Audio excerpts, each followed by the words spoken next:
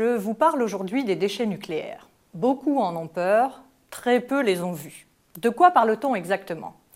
1 kg par personne et par an, à comparer à plus d'1 tonne de déchets industriels par habitant et par an. Donc, comme vous le voyez, des quantités très faibles. Ces déchets sont parfaitement connus, identifiés et répertoriés par catégorie par l'Agence nationale des déchets radioactifs dans un document qui est révisé tous les 3 ans pour permettre une gestion actuelle, prévisionnelle future de l'ensemble des déchets.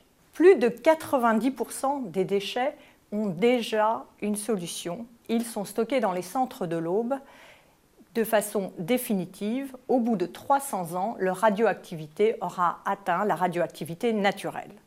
Pour les déchets de plus haute activité, qui représentent donc uniquement quelques pourcents, un laboratoire a été mis en œuvre permettant la recherche du stockage de ces déchets dans la couche d'argile.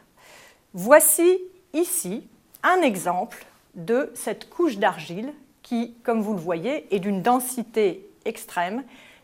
Cette couche permettra le confinement de ces déchets. Actuellement, la France développe un laboratoire dans la Meuse qui permettra de tester l'ensemble des caractéristiques de cette couche d'argile.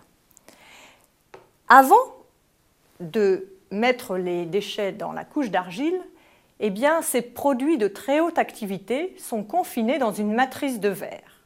Ce bloc de verre, ici, correspond à la quantité de produits de fission produite lors de la production d'électricité nucléaire nécessaire aux besoins d'une famille de 4 personnes françaises pendant 20 ans.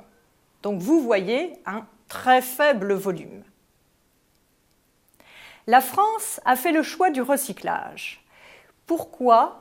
Pour permettre justement d'assurer une meilleure gestion de ces déchets.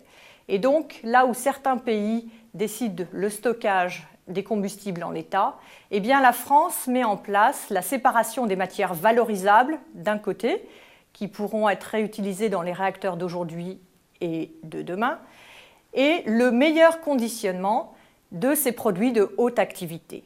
Cette technologie a été développée grâce à de nombreux efforts de R&D et des industries. Ces choix technologiques, la France a su se doter de la maîtrise permettant une bonne gestion de ces déchets nucléaires.